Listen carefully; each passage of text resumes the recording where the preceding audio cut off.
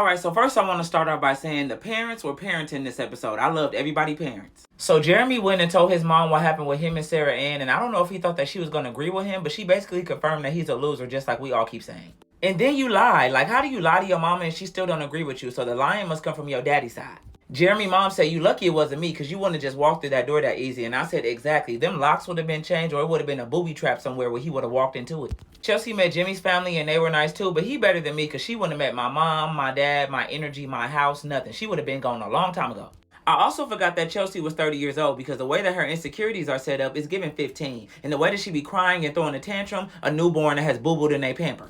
I loved AD's mom. First of all, she's beautiful. Second of all, her leave out was not left out. And then third of all, I'm happy she was not letting Clay use his parents' relationship problems as a crutch. She basically said, you're grown, you're not your parents, and all you're doing is self-sabotaging yourself. So get yourself together or leave my daughter alone, Cladius. And that's what a mama's supposed to do. You can say all these scriptures talking about I believe in Proverbs and all this stuff, but you're giving revelations. You're giving hell. But AD was also killing me, talking about I could fall off a cliff and I know that he would catch me. Babe, you would be dead, I promise. Like, don't you have a whole Party City party set up at your house that he never got to, sitting there unpartied? Please. And then she keep talking about he fine. Okay, we know he fine. What else? Exactly, it's nothing else. I also love Amy's dad. He talked about his daughter with nothing but greatness. And if you don't talk about me like that, I don't want you. I also feel like her dad was letting Johnny know that the standard for my daughter is up here. She's been loved all her life. So if you're not about to meet those requirements, then you can meet the door or meet these fists. The beginning of episode 9 was so good, and then we got to Laura Farquhar throwing a tantrum, and I was so irritated. Chelsea's voice is like nails on the chalkboard. She's equivalent to a stomach virus. She's equivalent to a wisdom tooth needing to be taken out. Jimmy was really trying to have a positive conversation with her, and she talked about I'm cranky. Well, go crank that Soldier Boy. You are irritating. Go sweep the beach. Go swallow a jean jacket. Go play in ongoing traffic. Imagine you really being mad and throwing a tantrum because he really went out for 30 minutes to an hour to celebrate his friend's birthday instead of staying home with you while you poke him with your chin. You're hammering an issue because you look like a hammerhead shark. Like he's been with you all day. While he was away, you could have been studying Megan Fox's lines since you want to be her so bad. And then she kept saying, Mackenzie told me that you was out. Okay, I told you I was going out before I left the house. Who cares about Mackenzie? The show don't, because she didn't even make it past the pods. We don't give a damn about Mackenzie. We barely care about you. Like, she really created this whole scenario talking about, I don't want nobody who parties all the time, but then you didn't want him to call you clingy when you're really the clingiest of Clingtown. And what really grinded my gears and scuffed my Timbs was when she brought up what he told her off camera. Jimmy told Chelsea in private, off camera, that he slept with one of his friends that he introduced her to one time. And I feel like he was cool for doing that because a lot of people don't. If you care about me so much and you cry all day over me, why would you bring that up on camera knowing I didn't want everybody to know? If it was such a problem, why didn't you say that when you met them? You was all in their face acting fake. And then you asked him to step back. He said, oh, you want me to step back? She said, of course. He said, well, I'm not going to. And then I knew Chelsea was lying when she said Mackenzie told her that Jessica was there because Jessica was not there. And I wish they would have asked Mackenzie when they all were together. She was really trying to act all hard until he told her that I don't want to do this no more. And then she tried to switch it up. He talked way too much for me because I would have been over this a long time ago. You don't even look like how you supposed to look for me, Megan Fox Trot. And then when he took her back, I was so irritated. She talked about, oh, it's nothing but a hiccup in our relationship. You're more like the flu, the COVID-19. I didn't care about her dress or anything else involving her for the rest of the 2 episodes. She irritated me so much. It's a hell no for me. Anyways, this whole situation irritated me too because Jeremy and Sarah Ann is really wrong. But not too fast, Laura, because wasn't you hyping Jessica up and giving her hope when it came to Jimmy knowing that he was engaged to Chelsea?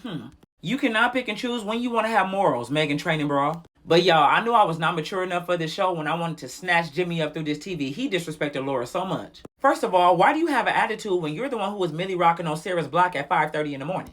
And then you're mad that I don't want to accept no flowers from you. I can buy myself flowers, write my name in the sand. I don't need you. And then Laura said, I'm going to come get the rest of my stuff. And he said it's already packed. Laura, you don't have no brothers or cousins because I'll come fight for you. And then Jeremy gonna say, can we put our differences aside for the day so we can enjoy the party because our tension is messing it up? Your engagement just ended and you worried about your vibe at a party? Weenie Hut Jr. Then they had the nerve to get on some jet skis. I'm not mature enough. I'm telling you, I would have went and bought a shark and put it in that water so fast. I would have went and got my own jet ski and we would have been playing bumper cars in the ocean. At this point, Beavis and Butthead deserve each other, and Laura had me dying when she said go kick rocks with open-toe shoes. The blatant disrespect was crazy. That's why I'm happy AD checked Sarah Ann so fast. I really want to know how Sarah Ann doesn't realize that she's wrong. You DM'd a man who's engaged who didn't pick you talking about the door still open.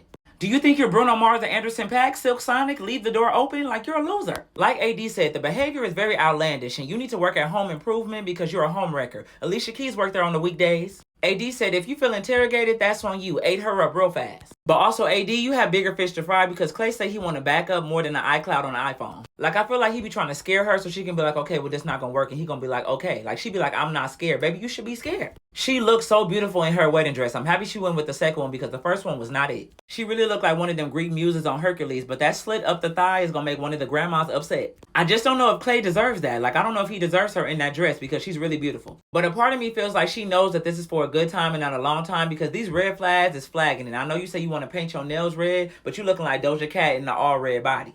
Clay be irritating me because he be talking about Love is Blind like the show not what the show is. How you telling her you're not ready for marriage in a short period of time and that's the point of the show? That's the whole premise. And then he was saying he was learning about being a husband from other seasons of Love is Blind. Like, AD, are you not getting it? It's giving a dummy, AD. Jimmy and Jessica conversation was hilarious. I really need Jessica to stop acting like this man don't look like a thumb and to stop acting like she's attracted.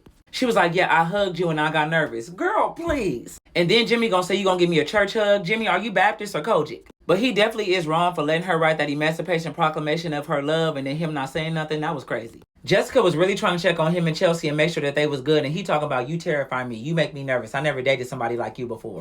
And y'all want me to believe that he really want elbowy Kardashian instead of Jessica? Okay. Also, Love is Blind editors, y'all think y'all slick trying to make it seem like he slept with Jessica and it was really one of his friends. Y'all not slick. I skipped the whole scene with Trevor and Chelsea because we already know that Trevor is a fraud and had a whole girlfriend while he was on the show. Bye, Maui from Moana. Nick and Vanessa literally do nothing. That's why they're so disconnected. That's why the reunions be trash because they don't really care. Also, y'all making us wait a week for one episode is crazy. Y'all could have gave us this wedding episode with these two.